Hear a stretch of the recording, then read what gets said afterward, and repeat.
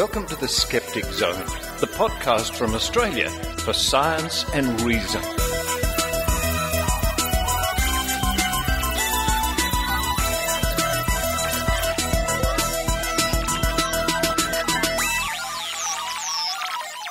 Yes, it's the Skeptic Zone, episode number 125 for the 11th of March 2011. Richard Saunders here with you from Sydney, Australia. On this week's podcast, we have, to kick off. Let's kick off with the BBC. A little report from the BBC as they interviewed Dave Hughes, the president of the Hampshire Skeptics Society. Now, Dave wrote to me saying that he'd been on the radio. I had a little listen. I thought the Skeptic Zone fans might want to hear this too. Very interesting. It'll be coming up right at the top of the show. After then, we talked to Jamie Williams from the Centre for Inquiry in Canada about his efforts into stamping on, treading out, destroying, smashing the lunacy that is, are, and should not be ear candles. Then Maynard, Dr Rachie and I present part 2 of our Armageddon Expo report. And this week we chat to voice-over artists Melodee and Melodee Spevack. We also have a word to the Doctor Who Club of Australia and check out the stand of Siren Visual. After that, hold on to your funny bones for Glenn Wheeler's generic readings and psycho predictions. Now, Rachie and I love to go into Radio 2GB from time to time to have a chat to Glenn Wheeler live on air and take callback. But what we didn't know was Glenn Wheeler every Saturday night here in Sydney does his own live psycho readings. Very funny, coming up soon.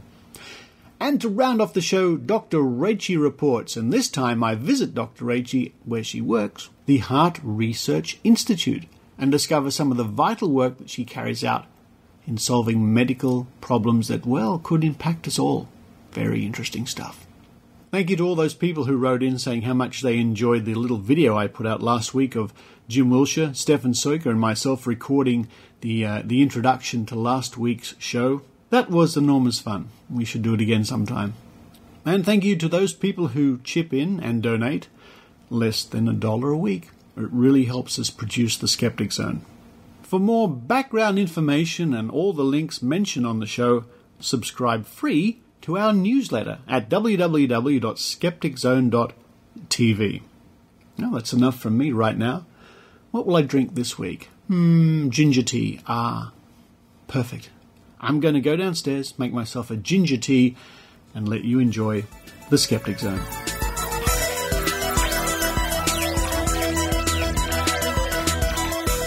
If you don't believe in crop circles, power bracelets and astrology, you're not the only ones. A local group called the Hampshire Skeptics Society meets once a month, and as you can imagine by their name, it's definitely not their sort of bag.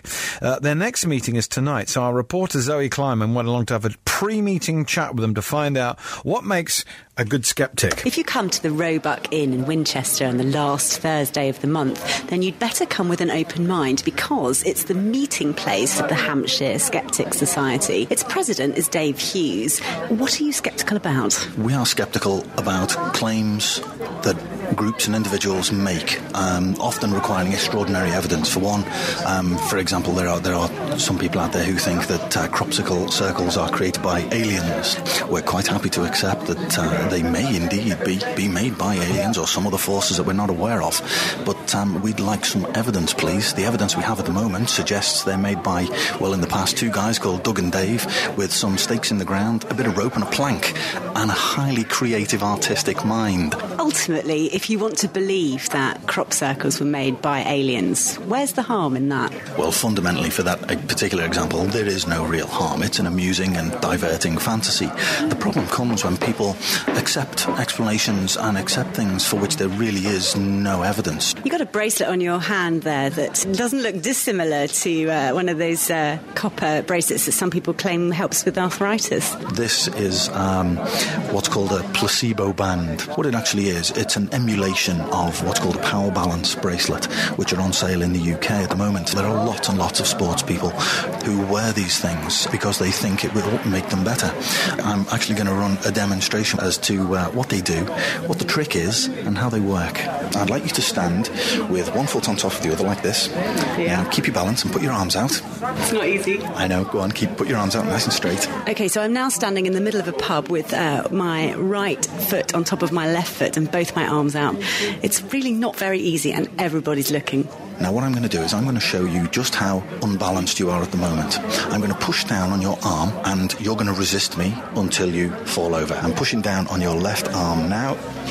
There we go, and you've gone. Okay? That didn't take very long at all. No, it didn't. Right, now then, what I'm going to do is I'm going to hand you a magic beer mat. It will improve your balance. It will improve your energy. There you go. There's your magic beer mat. Thank you. Let's just assume that that's one of these power balance bracelets.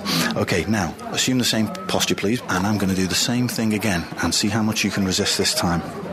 Wow, it's much easier. It's much easier to resist, isn't it? I couldn't push you over then. How does that work? Right, okay, it's very, very simple. The trick, basically, is when you have your arm out like this, and I'm pressing straight down on your arm, so you are maximally disposed to fall over. But when I give you the magic beer mat, what I do is I push slightly inwards towards your body. Instead of pushing straight down on your arm, I'm pushing slightly inwards. Just that small change makes it far easier for you to resist the movement, and so you don't fall over. Now, of course, what happens is the person undergoing the test from the person selling the bands, they say, here we go, we'll show you just how bad you are initially. Then they give them the band and show them just how much it improves them, and the waiting crowd thinks that this is fantastic. So there we go. That's the secret. Dave, dare I ask whether you ever read your horoscope? Actually, I do, yes. I read all of the horoscopes. You can give the same data to several different astrologers and get, say, 5 different readings back, a different one from each. So that doesn't fill me with confidence with regard to their accuracy. So do you find that some days you're a Virgo and other days you're more of a Gemini? No, actually, according to their chart, I'm a Scorpio. The Hampshire Skeptics will be back at that pub, the Roebuck Inn in Winchester, tonight. Don't miss them. Right, we're going to speak to Shirley from Bournemouth. And now a message from the inside of Richard Saunders' walk-in refrigerator.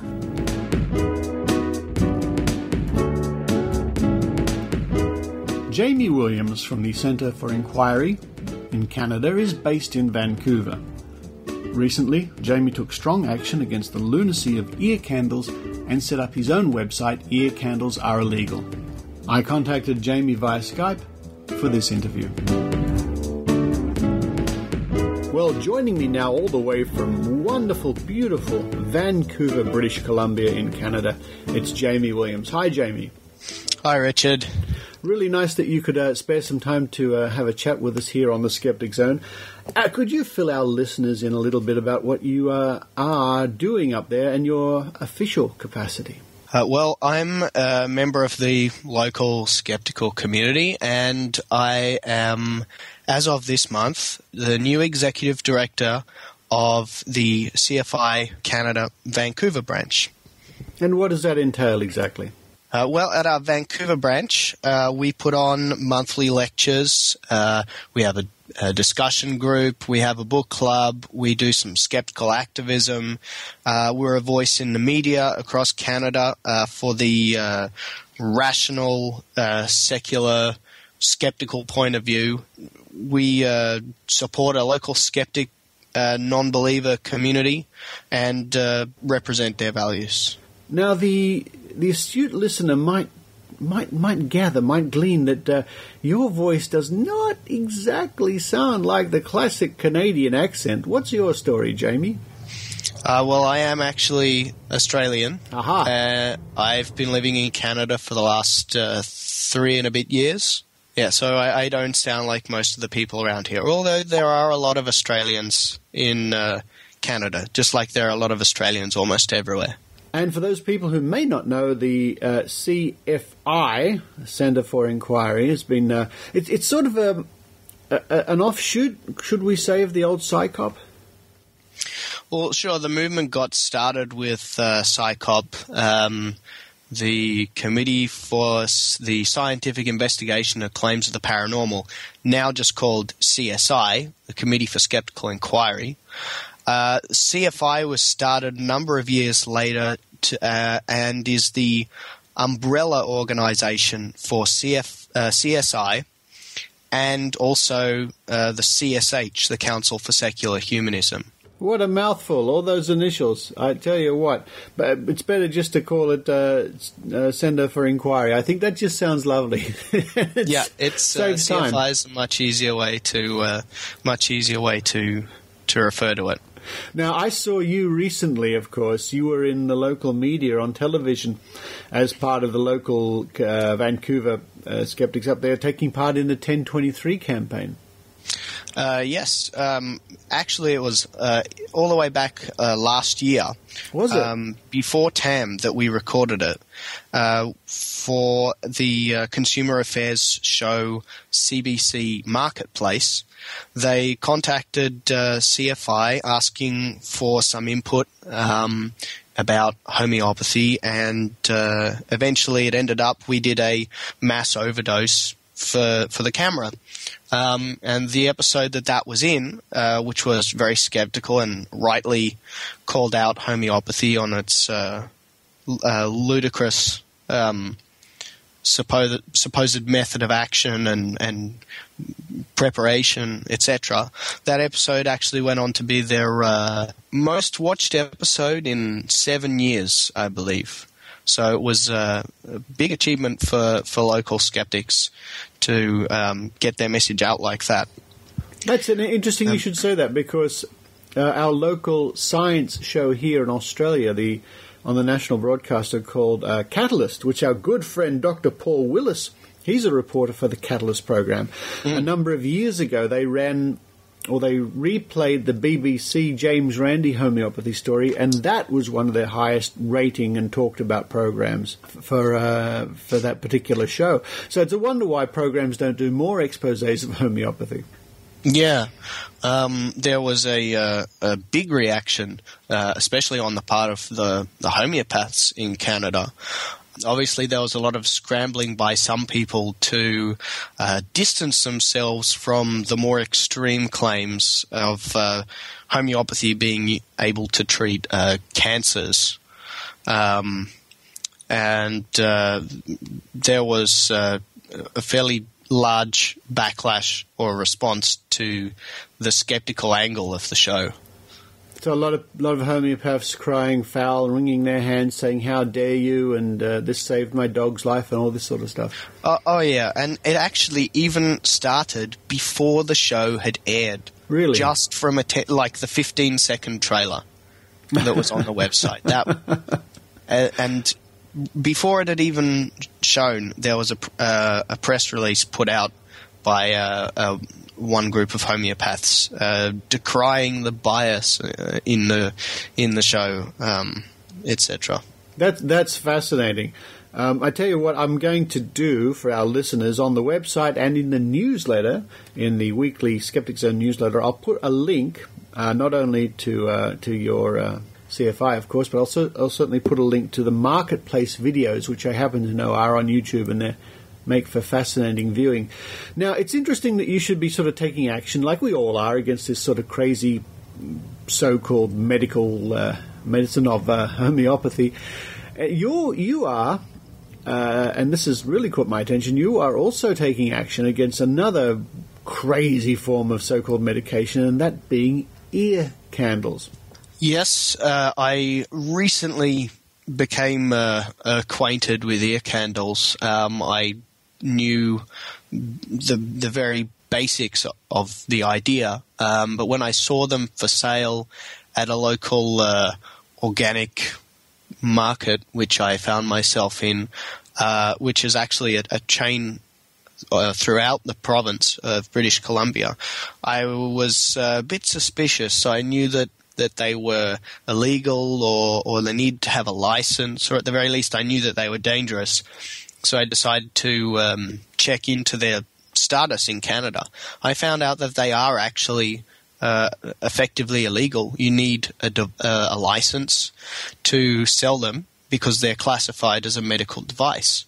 And without a license, their sale is illegal. So Health Canada refuses to issue licenses because they're dangerous and they're completely ineffective. I started the process of reporting this grocery chain called Choices Markets to Health Canada. And currently they're no longer being sold. The ear candles are no longer being sold in the stores. And the manufacturer, who I managed to track down and actually talk to, is being the company is being investigated by the Albertan Health Canada authorities. No, that's great to hear that you're taking such strong action, and of course you're taking more action in the form of a website that was only recently launched.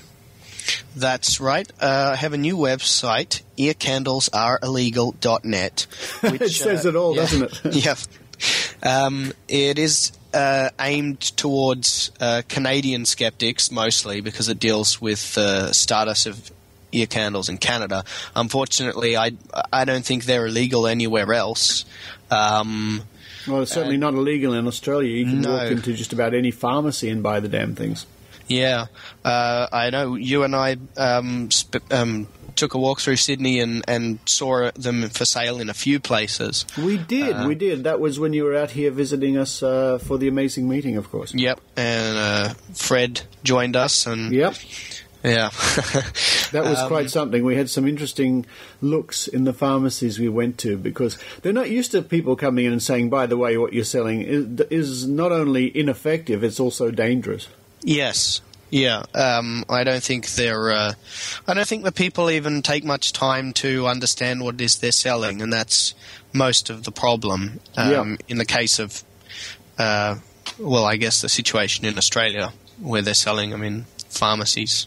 And by making the website, I hope to give skeptics in Canada all of the details they need to report illegal sale and manufacture of ear candles wherever they are in Canada, because the importation of candles is illegal also.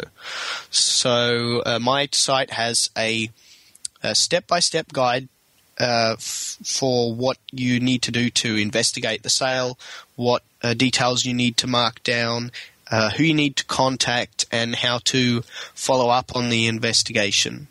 It also contains a lot of background information on ear candles, references to all of what little published scientific research there is, some newspaper articles referring to damage which has been done by ear candles, such as the unfortunate death of one woman who set her house alight and died from smoke inhalation. Terrible. And a full explanation of the laws that actually make them illegal in Canada.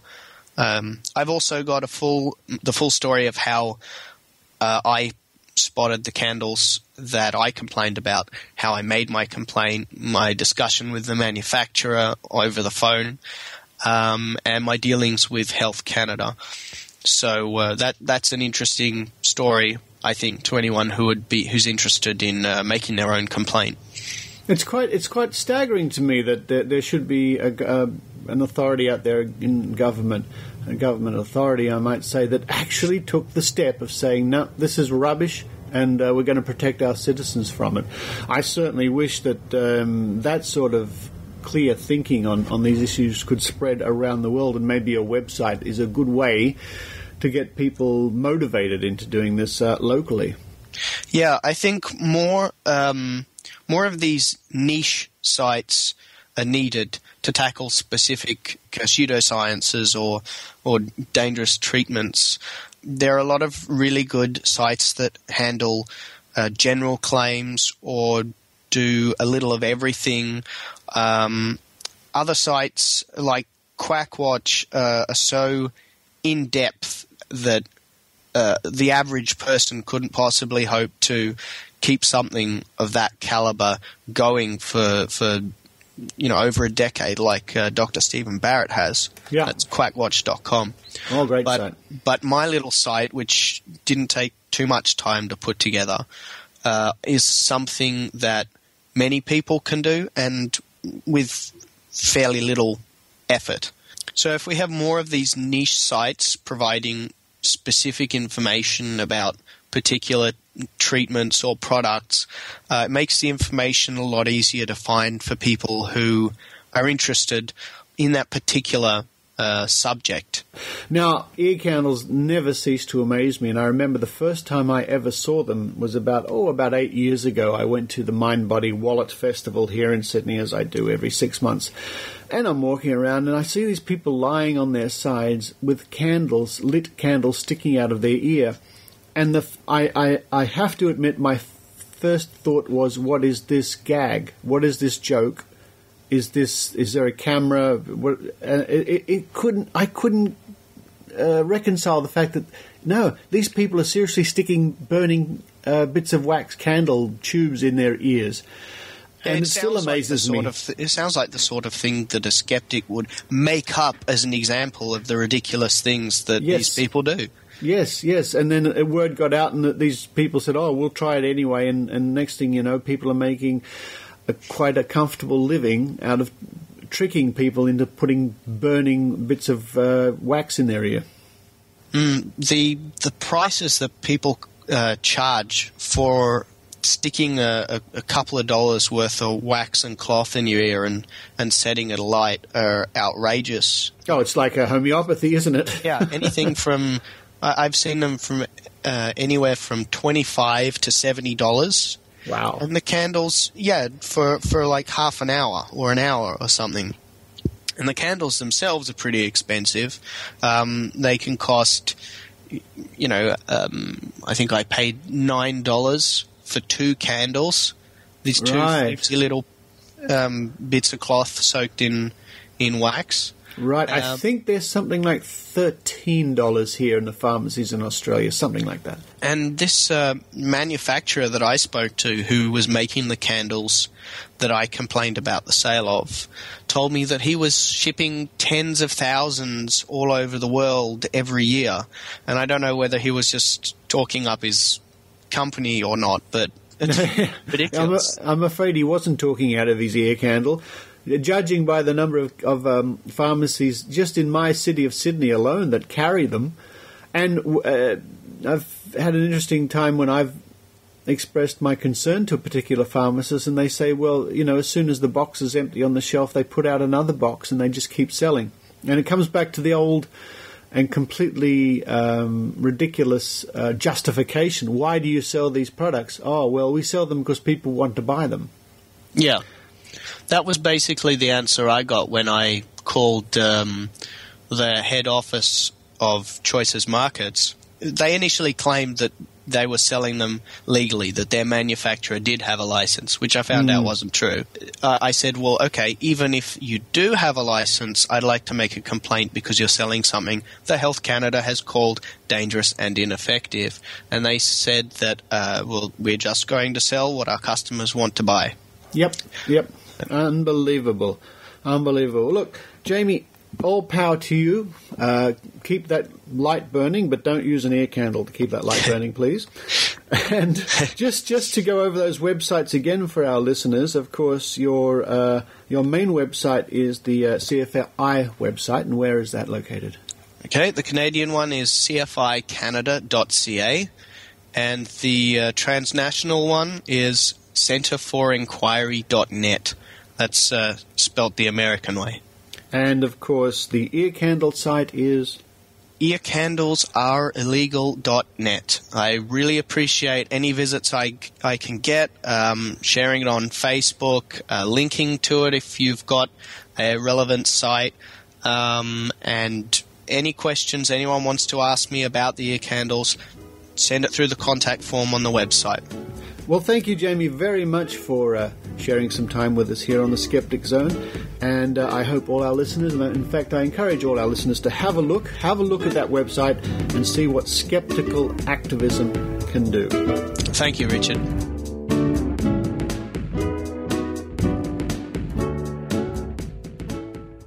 Hey there, everybody. My name's Chris Brown. You see, I've got a problem. I've got this really cool podcast called Meet the Skeptics, where I basically call up all those great critical thinkers and skeptics and people like James Randi, George Hrab, Jay Novella, Brian Dunning, both Derek and Swoopy, Eugenie Scott, Richard Saunders, and so many more. The interviews are even a perfect length, an average between 30 and 45 minutes. Just right for an average commute to work. But I just don't know how to get the word out. So do me a favor, everybody. Go to iTunes and listen to Meet the Skeptics. You'll find some great interviews on there, learn some things you probably never knew about, and if you have any ideas for how I can get the word out and advertise the podcast, just let me know. You can write me at meettheskeptics@aol.com or follow me on Twitter @meettheskeptics. Thanks for listening. I hope to hear from you soon.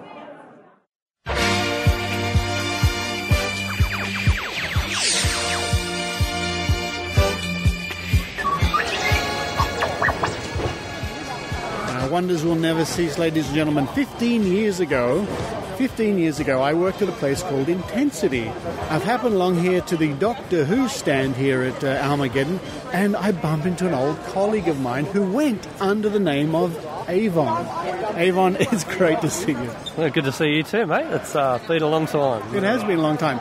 Now, you're here, of course, to promote Doctor Who. Well, I'm president of Doctor Who Club of Australia. We're here to promote the club, as well as we've got our own convention on next weekend at the Novotel, just over the way here at the Olympic Park Novotel. Right. And we've got Tegan and Turlough from the classic series. On the wall behind me, I see their photographs here. Yes, indeed. Yeah, so we're here to do our usual stuff, but also to promote that and hopefully get people along to that. And we're actually, it's 21 years since we've had the first overseas guest over, which is a little bit sad, actually, because it was Nicholas Courtney, who just died only a couple of days ago. So, I did not know that. Yeah, he's a bit sad now. But I did not know that. So it'll be a bit of a tribute to him. The Brigadier, that's right. So it'll be a bit of a tribute to him as well now, in a way, unfortunately. But yeah, he was our very first guest 21 years ago. But we're also raising money for the Queensland Flood Relief Fund. Janet Fielding, Tegan, is from Brisbane. Right, She's a Brisbane girl. And actually, Mark is a naturalised Australian too. He is English, but he's a naturalised Australian, yeah. So we've actually got a good Australian flavour to this one. That's fantastic. I'm pleased to see it. Now let's have a squiz at the website. Folks in Australia, visit DoctorWhoAustralia.org, www.doctorwhoaustralia.org. Looks like they're doing a fantastic job here, especially with your efforts to help the community, of course, but to raise interest for Doctor Who fans. Yeah, absolutely. Look, there's so many out there. I mean, like, ABC is getting huge ratings through the series at the moment. Yeah.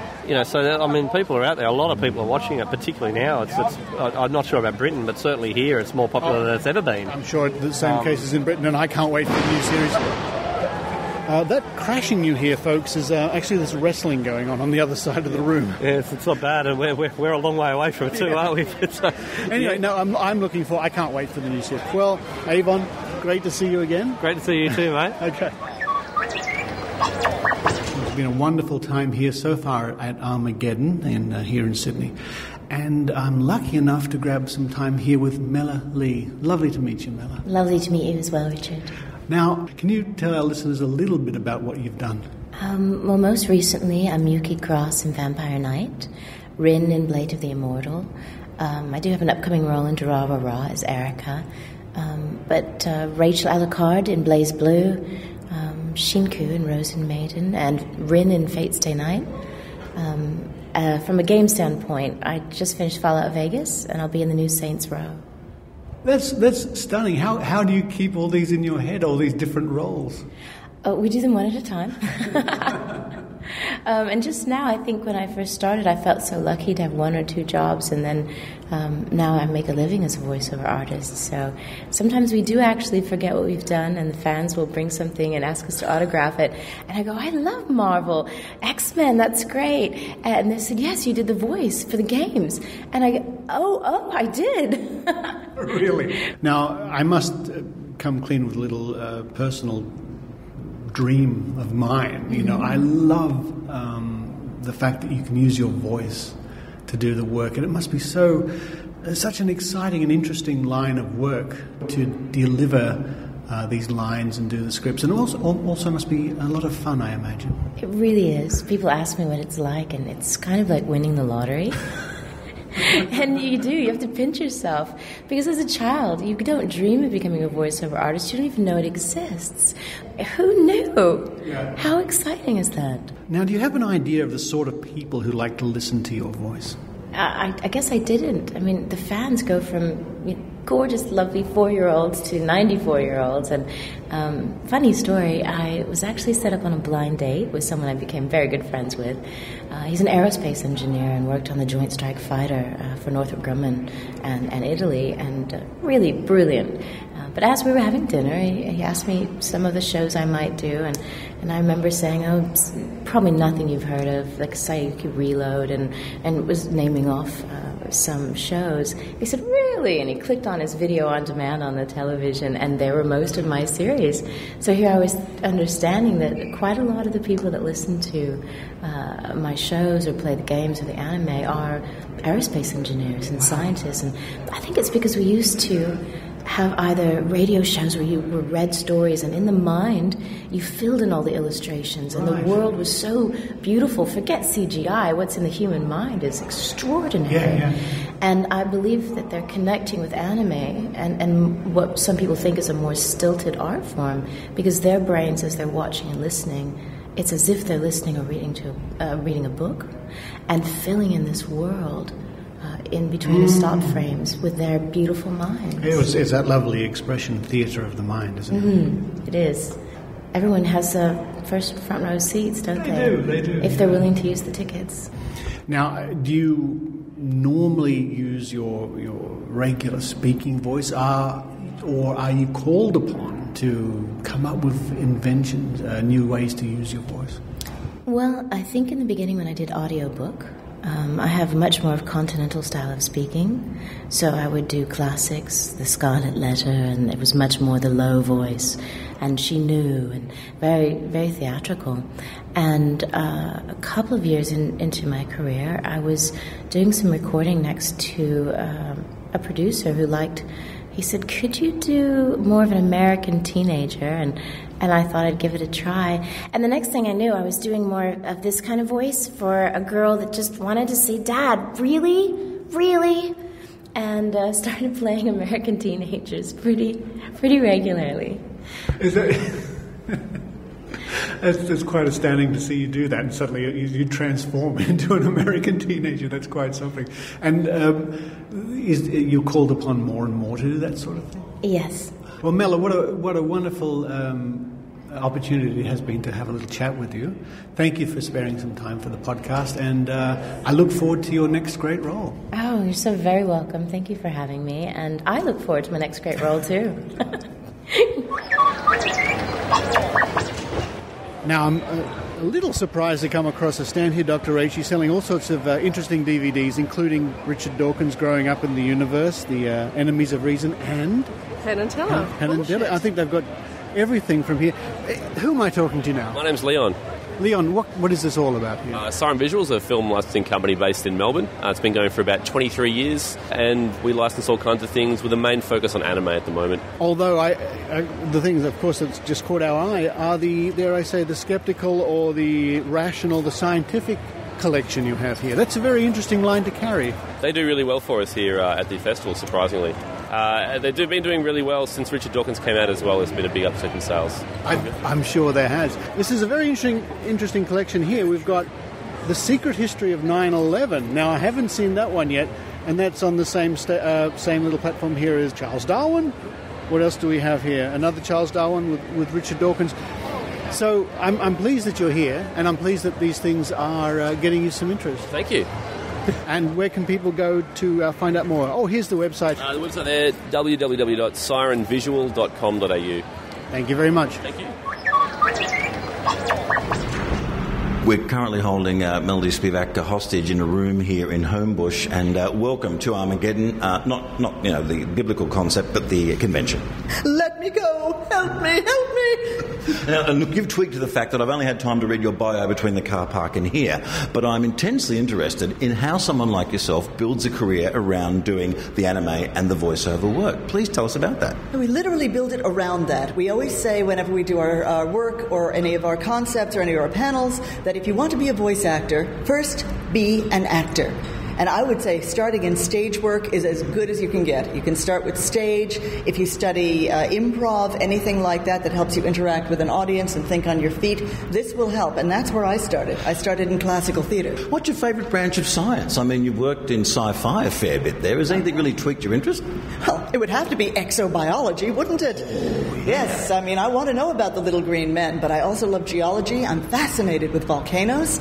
And have you been near any good ones lately? Yes, indeed I have. I walked on Kilauea, and we were walking over a lava field that was so new that the lava tubes were running under our feet and the bottoms of our sneakers were melting. Wow. But we did that to get out to the ocean where the lava was pouring out and into the water at night and exploding when it hit the seawater. Yeah. How much cooler can it get than that? Yeah, it's funny, like the geologists can do what astronomers can't. Astronomers can't easily get up there to touch the stuff they're looking at, but geologists will often risk their life, stupidly for pretty smart people, to get close to active volcanoes. Astronomy is not what you know as a tactile science, particularly. Yeah. But if you're a mystic and you go to Hawaii and you're walking on Kilauea, do you know that you have to take a little bottle of booze, anything will do, gin, rum, whatever you got, off the airlines, whatever, and some flowers, and lay some flowers down at a steam vent and pour the booze into the steam vent as a way of showing respect to Madame Pele, the goddess of the volcano. If you don't do that, I'm not sure you're coming home.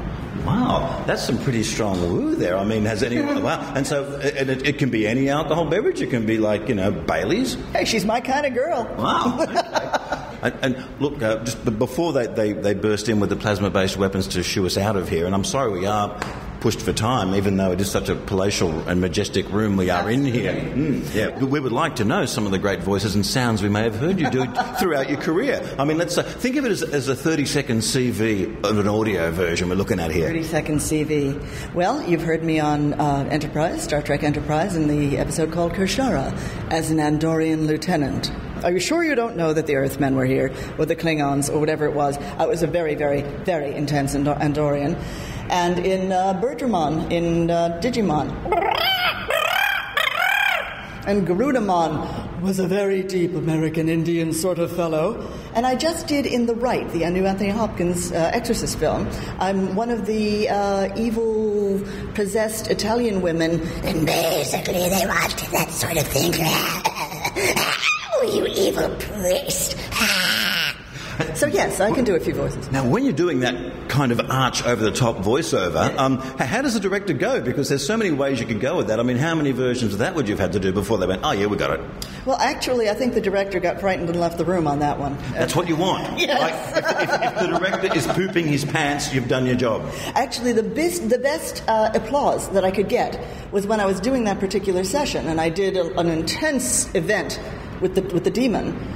There was dead silence for about 3 beats after I finished, and then I just heard, wow, does it get any better than that?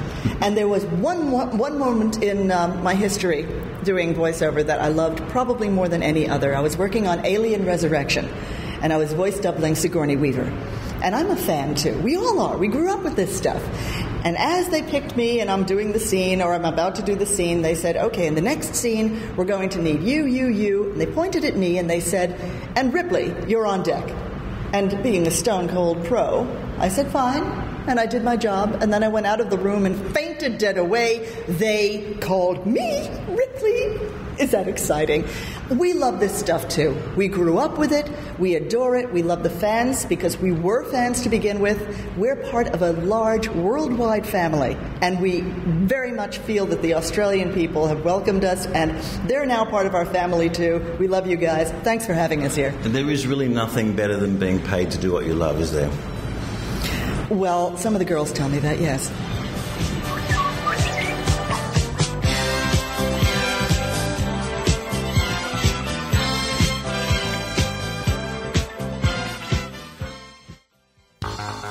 Hey guys, This is Jay from the Skeptic's Guide to the Universe. And whoa, hold on, whoa! Everybody knows I'm the only reason to listen to the freaking show, right? I mean, if it was up to me, the show would start with this. Yeah, boy! Well, Rebecca would hate that, probably, but, I mean, I'd rock that. Listen to our show and you can learn about cool stuff like a technological singularity, which is someday when technology progresses so fast that it would make the Industrial Revolution look like a kid's science project. Anyway, come check us out at www.theskepticsguide.org and get your science on!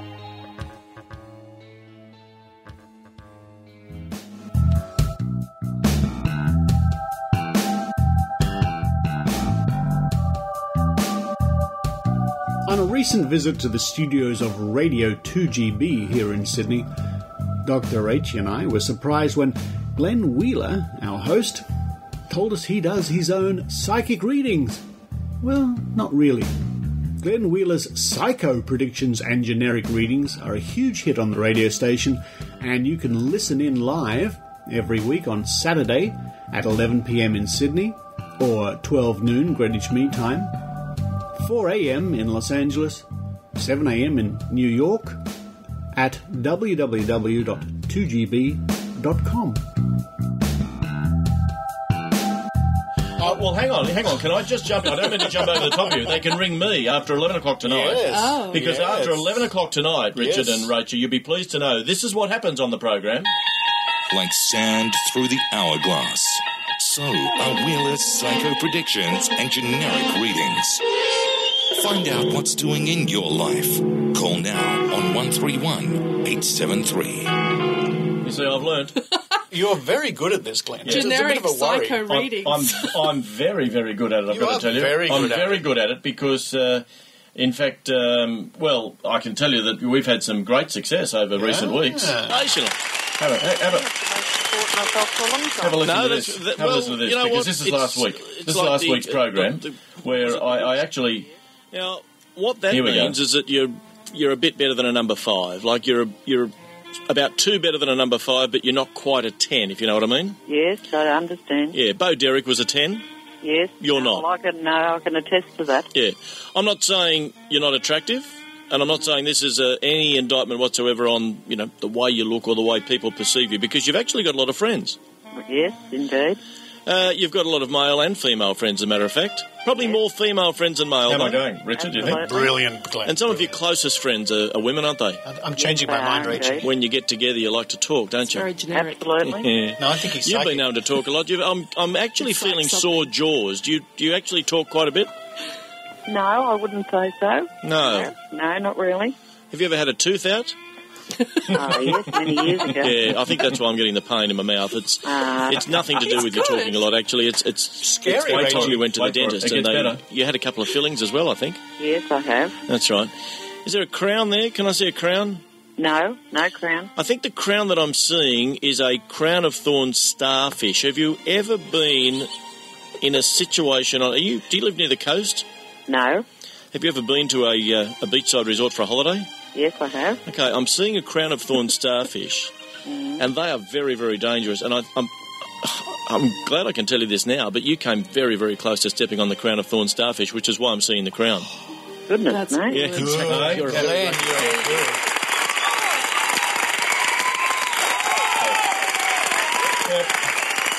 But Glenn, it's wonderful that you're doing this, but you do realise this is almost identical to what those out there who call themselves real psychics do on callback and stuff like that. It's the same routine. You're doing it tongue-in-cheek. They do it and make lots more money than I do. Well, me too. For those 10-minute calls, I should be charging, what is it, $3.95 a minute with a credit card.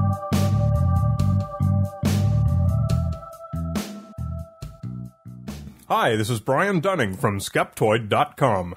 The best way to share the benefits of critical thinking and science with someone who doesn't listen to podcasts is to give them a book. I invite you to check out my newest book based on selected episodes of the Skeptoid podcast, Skeptoid 3, Pirates, Pyramids, and Papyrus. 50 chapters contain something for everyone, questions you've always wondered about, and subjects to intrigue and challenge your friends. Pirates, Pyramids, and Papyrus by Brian Dunning with a foreword by Richard Saunders of the Australian Skeptics. It's available now from major online booksellers as a paperback and as an e-book. Or get a personalized copy from Skeptoid.com. I'm Brian Dunning from Skeptoid.com. Now it's time for Dr. Rachie Reports with Dr. Rachael Dunlop. Hello everybody and welcome to Dr. Rachie Reports. Now the astute listener will detect that I am not Dr. Rachie, I am with Dr. Rachie, and today we're going to be having a look at where Dr. Rachie does her wonderful scientific research. Hi Dr. Rachie. Hi Richard, welcome to the Heart Research Institute. And this used to be an old telephone exchange building I was just looking up in the book. Yes, it was a telephone exchange building, and we've been here for just over a year now, but it's a National Trust listed building, which means that we had to keep all of the facade and a lot of the sort of fittings, and we could just do up the inside. So yeah, it's actually a really beautiful old facility. Yeah, it certainly is. It looks great. Well, let's have a little look around and discover exactly what you do here at the Institute. Now we're entering a sort of a quarantined area here. There's some other scientists working away in this room. We've got lots of equipment around. Just following Dr. Rachie around the corner here. Where are we now, Dr. Rachie? We've come into our tissue culture facility now. This is the area where we grow all our cells in incubators so that we can do experiments on the cells. And some listeners might have heard of the book by Rebecca Skloot called The Secret Life of Henrietta Lacks. That book is written about a lady who donated cancer cells back in the 50s. And they're still going, I understand. They're still going, that's right. So we have some HeLa cells here. We also have cells from, from rats, from mice. And there's two types of cells that we generally work with. There's one called primary cells, and that means that those cells are extracted from a human or an animal and used very quickly because they don't reproduce. Most cell lines, the other type is cell lines, and that means that they've either a cancerous cell line or they're immortal. So they will grow forever and ever, like Henrietta Lacks' cells. But primary cells are, if I take some of your blood and extract some of your white blood cells, they won't grow forever because they're not cancerous. Okay, that's fascinating. I'm just looking around and I can see there's a row of what looks to me, being the uneducated fool that I am, a row of raincoats, but they're not raincoats. What are these? No, these are actually disposable lab coats, Richard. These are only used in our tissue culture facility because this is a sterile quarantine area, so we don't take any of our lab coats out of here, and we only wear these for a certain number of times and then we destroy them. Okay. This is to eliminate or cut down potential contamination between cell types and other parts of the Institute.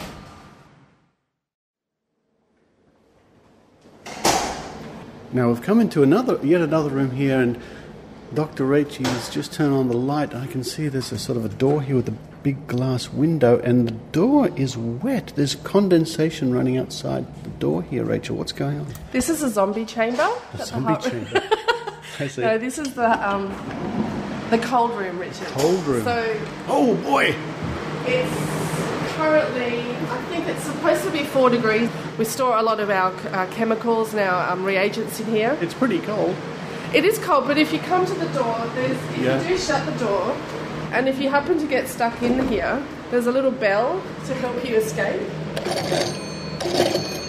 Okay. And there's something I just on the bench here in the cold room. There's a fascinating little strange thing. Looks like from Star Trek. It's a spinning jar of some sort of liquid here. So this is a magnetic stirrer, and on the magnetic stirrer we have a beaker, and inside that beaker there is a little magnet, which is called a flea. And so that spins around inside the beaker, which contains some liquid, and mixes it up. And actually inside this beaker, according to the lid, it's got HDL in it. Now HDL is good cholesterol. It's called high-density lipoprotein, and that's the good cholesterol in your body that everyone's trying to increase their HDL. The bad cholesterol is called LDL, a low-density lipoprotein. Now this stuff, HDL, is what we do a lot of our work on studying at the Heart Research Institute. And I suppose this room would be very nice on a hot, sunny Sydney day. Yes, but it's getting a bit chilly now. Let's go. All right. Now, just out of the cold room, we're just passing by what they call the hot room, and there's a big sign on the door, caution, radiation area. Is it a bit dangerous in there, Dr. Rachie? No, it's not dangerous. We use medical isotopes in here, so things like I use a lot of carbon-14, which is an isotope of carbon. I also use tritium, which is an isotope of hydrogen. We use some iodine-125, which is a little bit dangerous. We don't use very much of it. It's all used for medical research. It's the kind of stuff that's manufactured out at Lucas Heights. The reactor. The reactor. We use very small quantities, mostly to follow the process or the movement of molecules through cells. It's actually a very elegant technique, because what you can do is label a certain part of the cell, and then you can monitor what it does by monitoring that tag, which is that radio-labeled tag. Wow. So we've got special machinery to detect that radio-labeled tag. Very sensitive machinery, and so if you wanted to see how a cell is changing or whether it's making a particular protein or not, you can follow the movement of this radioactive tag to find out that. So, the microscope room, Dr. Rachie, and on either side of the room there are two wonderfully interesting stereo microscopes set up with monitors attached. So this one here is an Olympus fluorescent microscope, which means that you can look at cells through this scope, and you can look at them just under normal light, but you can also look at them under fluorescent light. And by exciting them at different wavelengths in the fluorescent spectrum, you can monitor different parts of the cell and different processes of the cell's life cycle. Wow. So what you can do is you can buy fluorescent probes, which are specially made compounds that if you put onto your cell, they will find specific parts of the cell and bind, and then you can look at that through the microscope with fluorescent light and see how the cell is responding to drug treatment or to some... Is that some of the wonderful pictures I've seen that you produce of the cells, of beautiful, vibrant pictures, and you can look at all the details and how the cells are arranged and everything? Exactly, yes. And that's some of the those pictures you've actually made into earrings. I have, yes. And even into earrings shaped like hearts, because this is the Heart Research Institute. That's right. Yeah, I've spent a lot of hours in the dark on this microscope. Have you? And from the recent paper I published a couple of months ago, much of the work was done in here in the dark, late at night, yeah. And finally, we've come into a giant room with bench after bench after bench of scientific equipment. All right, now, Rachel, what can you tell us specifically about what you do here? What is your role? I have two roles. I am a medical researcher. I am looking at a couple of projects at the moment. One of them is motor neuron disease. I'm working with a team across the world. We've got a collaborative group. Our main collaborators are in America, and we're trying to find the links between environmental triggers and motor neuron disease. Only about 5 or 10% of occurrences of that disease are linked to genetic causes. Mm-hmm. Something about between 90 and 95% of it is just sporadic, which means it happens for no apparent reason. Yeah. One of the theories that we have, and this is what we're working on with our collaborators in the States, is that it might be something in the environment that could trigger the disease in humans. And we're looking specifically at diet, and we're looking at the role of a bacteria or an algae called blue-green algae. There is some evidence around showing that particular type of algae can trigger motor neuron disease in some people, in some susceptible people. And it's known as Guam's disease. Mm-hmm. It's been covered quite a bit because it was first discovered in the 60s by Oliver Sacks, who is a famous author and neurologist. Indeed. Yes. And he found that there was a group of people on the island of Guam that were eating a lot of cycad trees, and these cycad trees had a high concentration of this blue-green algae called cyanobacteria. And there's actually also a link, Richard, to Alfred Hitchcock. Really? Yeah, there is. In fact, the movie The Birds that Hitchcock filmed on the west coast of America. Yes. But there was an attack by seabirds in the 1930s in Santa Cruz, and it was 3 o'clock in the morning. All these seabirds came to the shore, and people walked out to investigate the noise and were shining torches, and these birds were flying towards the light, so they thought that they were attacking them. Now, it was originally thought that they were disorientated because of fog. Then afterwards it was thought that they'd actually consumed anchovies that were contaminated with this algae. Oh, wow. And they'd become disorientated and gone a little bit mad and sort of flew into the shore and were bashing into walls and humans and anything. So they weren't deliberately attacking humans, they were just disorientated. We think that something similar might happen with humans. Not that they go mad and fly around, but that they can get a neurological disorder from consuming this algae. The wrong stuff. Yeah. So that's one of my projects. The other project is looking at damaged proteins in heart disease and also in ageing. So most of us, when we have proteins that are whizzing around our body doing their job, once they get damaged or they get old, they get broken down and their components, which are called amino acids, get recycled. Now, in some cases, like in heart disease, these proteins don't get broken down and they end up building up and sticking together like a bunch of junk in your cells. And then your cells get so full of this junk they can't function anymore, and so they actually commit suicide. So cell suicide is a term used called apoptosis, and that's when there's a whole series of things that happen in the cell that cause it to commit suicide. And by committing suicide, it causes less damage to the rest of the cells around it than if it would just burst and release its contents. Wow. So it kind of eats itself in a way and disposes of itself in a nice, clean way. This build-up of damaged proteins occurs in your arteries when you get heart disease. And it's been thought that just might be a byproduct of heart disease. It's never really been known if that would contribute to the disease at all. So originally we thought these proteins that stick around in your arteries and sort of build up might just be observers and do no more damage than just start to reduce the sort of size of your artery, which is a problem as well, but that they didn't actually contribute to the progression of the disease. But now we think that they might contribute to the disease becoming worse because they're causing cells to die. And so that can cause the disease to actually get worse than if they weren't around. And this also applies to other ageing disorders, for example, Alzheimer's disease and Parkinson's disease, because both those diseases also result in a build-up of these sticky, glunky, kind of junky proteins. Wow. Seriously, folks, Dr. Rachel, you know her and love her from her Dr. Rachie reports in the think tank, but when she's not doing that wonderful work for us, she's here at the Heart Research Institute working very hard for our long-term benefit, I must say. Now, Dr. Rachie, how can people find out more about this wonderful institution? Well, I'm glad you asked that question, Richard, because we've just launched our Facebook page a couple of days ago. It's at facebook.com/HRIAUST, so HRI-OST. We also now have a Twitter feed as well, and that's at HRIAUST as well.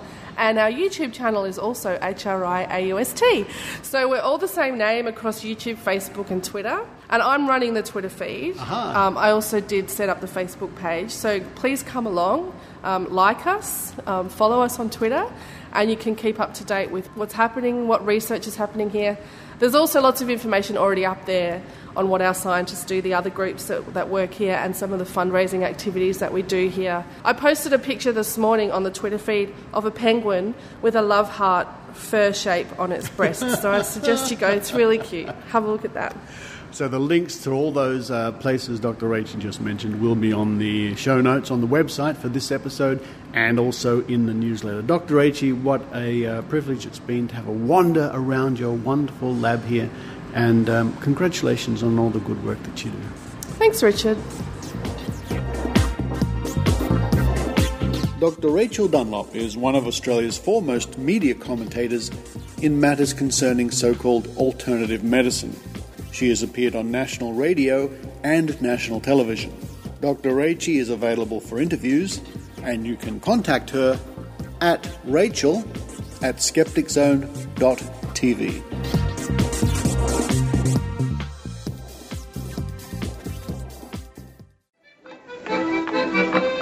Hallo aan alle Nederlandse luisteraars. Op dit moment bent u aan het luisteren naar de Skeptic Zone voor wetenschap en kritisch nadenken. meer informatie ga naar www.skepticzone.tv.